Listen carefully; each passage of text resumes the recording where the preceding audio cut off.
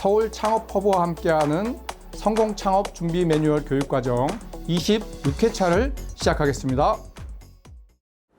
네, 지난 시간에 우리가 얘기했던 그 내용을 좀 정리를 해보자면, 네. 그 스타트업인 경우에는 브랜드 이미지도 없고 또 마케팅을 할 만한 비용, 자금이 없기 때문에 가능하면 간접 유통, 좋은 중간상을 통해서 판매하는 것이 좋고, 그런 전략을 또 사업계에 작성을 해야 심사위원 입장에서는 그럼 합리적인 거다 이렇게 얘기를 합니다.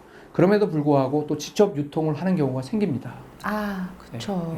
직접 유통을 하는 경우가 있는데, 오늘 직접 유통이 갖고 있는 그 부족한 점, 문제점들을 조금 설명해서 왜 심사위원들이 직접 판매를 한다고 하면 그런 부분에 있어서 심사 점수를 좀 낮게 평가하는 이유를 조금 설명드리고자 합니다. 그러니까 직접 판매는 실패할 수 있는 확률이 더 크기 때문에 그런 특히 스타트업인 경우에. 특히 스타트업인 경우에는 그러니까 이 내용은 일반 마케팅 전략을 얘기하는 것이 아니라 스타트업 입장의 관점에서 왜 직접 판매를 하라고 이렇게 권유하거나 그러지 못하는 이유가 뭔가. 그 시장에 세 가지 문제가 있거든요. 그것들을 살펴보면서 우리 스타트업들이 그 직접 판매를 하지 말라고 하는 게 아니라 직접 판매가 갖고 있는 문제점 또는 전제가 돼야 직접 판매를 성공하기 위한 전제가 무엇이 되어야 되는가, 이런 관점에서 좀 보시면 될 것 같습니다. 최근에는 근데 사실은 온라인이나 특히 SNS 마케팅 이런 걸 많이 하잖아요. 그러니까 직접 판매를 해도 그렇게 막 이렇게 좀 잘 풀릴 수도 있지 않을까라는 대부분 그렇게 생각하죠. 근데 예를 들어 이런 것들을 좀 생각하셔야 돼요. 첫 번째가 뭐냐면, 우리가 오프라인에 가서 내가 100원을 주고 산다. 근데 온라인 가도 100원이다.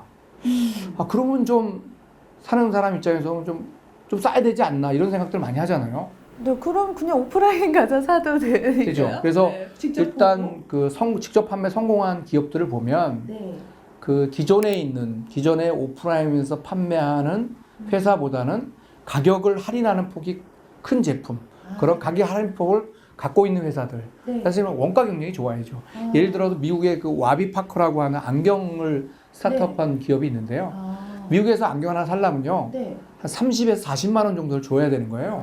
엄청 비싸네요. 엄청 비싸죠. 그래서 이 창업한 사람들이 그 안경을 쓰는 사람이었는데, 워낙 비싸다 보니까 이 안경다리가 부러지면 거기다가 이제 테이핑을 갈아서 쓰는 이 창업자 중에 한 분이 그런 분이었어요. 그래서 이가 갈리는 거예요. 야, 이거 좀 싸게 안경을 만들면 안 될까? 그래서 이제 그 원가 구조를 연구를 해서 이 회사가 온라인에 10만 원, 100불 전후에 판매를 하면서 미국 시장 3분의 1 가격이네요? 3분의 1이 아니라 거의 400불, 40만 원으로 생각하면 그 70%가 할인돼 30%에 판매를 한 거죠. 그래서 이 회사가 그 온라인으로 판매를 시작하면서 그 홈페이지가 다운이 됐어요. 대박 났네요. 그래서 그걸 너무 많이 물량이 나오니까 그 생산을 못 맞춰서 일단 판매를 중단하고 3개월 후에 다시 재오픈했던 그런 설화가 있어요. 그러니까 이 온라인으로 직접 판매를 하려면 그 경쟁사의 제품보다 최소한 가격 경쟁력이 뭐 반값 70% 이런 정도의 어떤 가격 경쟁력이 있어야 직접 판매가 성공을 하게 됩니다. 근데 사실 스타트업이 그런 가격 경쟁력을 확 갖추기가 쉽지 그렇죠. 왜냐하면 이 가격이라고 하는 것은 대량 생산 시스템이 돼야, 매출이 생겨야 간접 비용이 이렇게 다운되잖아요. 이게. 그렇기 때문에 이런 경우는 이렇게 처음부터 직접 판매할 정도의 스타트업이라면 굉장한 가격 경쟁력이 아니면 이걸 선택하면 안 된다. 그러니까 차라리 만약에 스타트업 자체가 제품이 원가 절감에 포커스를 맞춘 제품 같은 경우에는 가능하겠네요. 그리고 스타트업이 또 만나보면 이렇게 뭐 키워드 광고를 한다. 돈 들어요. 많이 해요. 돈 공짜로 하는 게 아닙니다. 그리고 예를 들어서 뭐 SNS 마케팅? 그거 돈 줘야 됩니다. 그 사이트에 몇 명의 내가 원하는 목표의 고객들을 내 정보를 전달하려면 뭐 3만 원을 내라, 2만 원을 내라, 뭐 큰 금액은 아니지만 그게 모이면 그게 이제 고객을 획득하는 비용이 늘어나는 거죠. 맞아요. 뭐 유튜브나 뭐 이런 거 활용할 때도 워낙 그리고 이제 그 유튜브에 대한 부분도 좀 말씀드려야 되는데, 그러니까 저가 대기업에 있을 때인 경우에는 우리 홍보 마케팅을 만들면 네. 주로 TV 광고, 라디오 광고를 했는데요. 이제는 그런 거 안 합니다. 콘텐츠를 만들면 그쵸? 1착으로 다 유튜브에 올려요. 네. 전 세계의 모든 스타트업뿐만 아니라 기존에 잘 나가는 대기업부터 모든 중소기업이 유튜브를 통해서 광고를 하는 거예요. 네.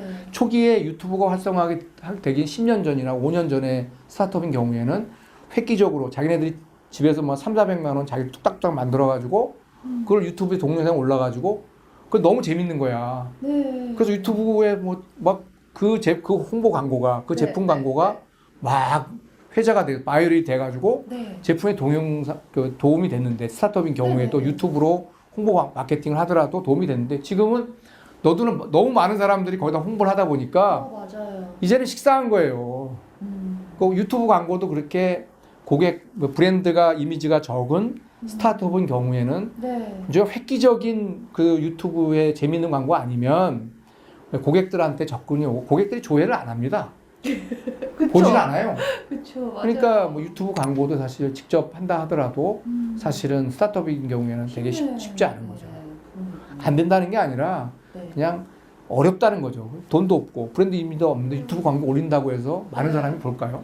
그렇죠. 뭔가 획기적으로 재미있는 컨텐츠를 만들면 그런 이제 그것이 하는 게 뭐냐면 홍보하고 마케팅하는 비용이 이제 자꾸 늘어나는 겁니다.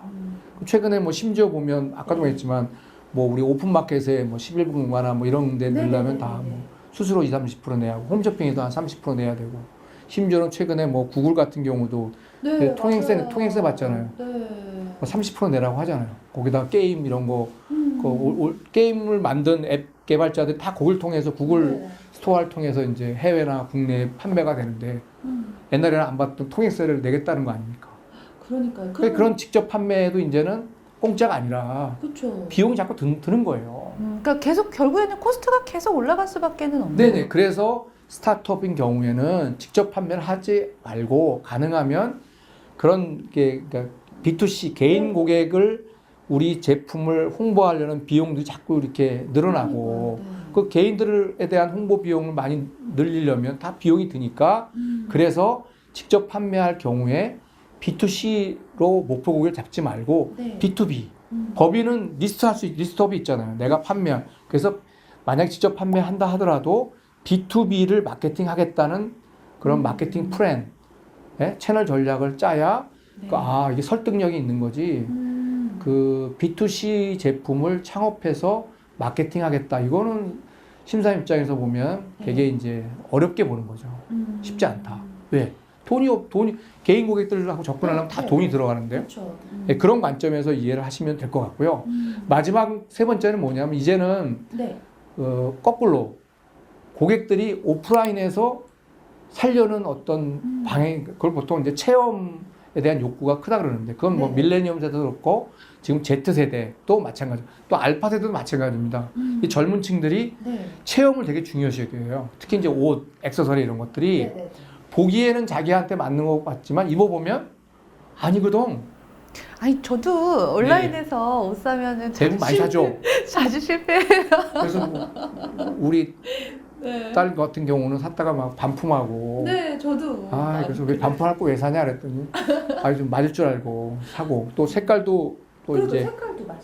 그 사진하고 실제하고 네. 다르고 또 더 중요한 건 입어보면 틀리죠. 뭐 밑에가 짧든지 아니면 색깔이 안 맞든지 얼굴 이런 것들이 많이 있는 것 같아요. 심지어 요즘에 책 같은 특히 뭐 아마존 네. 같은 경우도 옛날에 온라인으로만 책을 팔았는데요. 최근에는 이제 이런 오프라인 매장을 많이 만들고 그 오프라인 매장이 책을만 쓰는 게 아니라 그 동네에 하나의 뭐 놀이 공간, 모집하는 공간, 네. 뭐 그런 것들 활용되면서 이제 그 책방도 점점 늘어나는 것들이 추세가 되고 있습니다. 미국 같은 경우에. 정말로 서점들이 약간 네. 분위기 좋은 카페처럼 네. 그렇게 인테리어를 바꾸고 자유롭게 책을 좀 꺼내서 볼 수 있게 해주고 네네. 좀 그런 형태로 좀 지금 다 바뀌죠. 바뀐 것 같아요. 뭐 강남이나 또는 저희 동네에 있는 그런 서점 같은 데 보면 유명한 네. 다 책을 읽을 수 있는 공간도 있고 네. 또 한쪽 국가는 카페가 있어서 그러니까요. 그 차를 먹으면서 책을 그냥 무료로 볼 수 있는 그리고 가끔 뭐 저자와의 대화 이런 어떤 이벤트도 하고요. 네, 맞아요. 그런 어떤 그 커뮤니티를 형성할 수 있는 공간 그런 걸 통해서 인간과 인간의 어떤 감정적인 교류 네. 이런 욕구들이 좀 굉장한 그거를 이제 마케팅에 뭉뚱그려서 체험을 하고 싶은 욕구들이 많다. 그런 오프라인 수요가 있기 때문에 무조건 직접 판매가 유리하다고 하는 것은 네. 제품마다 좀 다를 수 있다고 보여집니다. 그래서 이 직접 판매를 성공하려면 정리를 하자면 가격 할인 효과가 있어야 되고 네. 마케팅 비용이 적게 많이 든다 생각보다.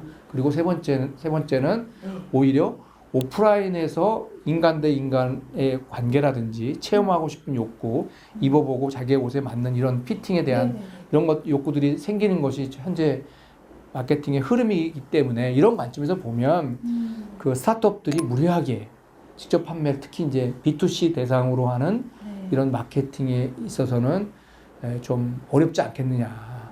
이 얘기는 그 스타트업에만 국한이 된 거고요. 일반적인 기업들은 뭐 매출이 일어나서 어느 정도 네. 마케팅 비용을 확보할 수 있다거나 네. 또는 성장 단계를 지나서 어떤 안정 단계에 있는 기업이라면 충분히 할 수 있는 여력이 있는 거죠. 지금 제가 얘기하는 포인트는 네. 스타트업인 경우에는 직접 판매를 할 때는 이러이러한 요인들을 점검한 후에 결정하셔야 된다 하는 관점에서 좀 말씀을 드리고 싶습니다. 네, 알겠습니다. 네, 수고하셨습니다. 감사합니다.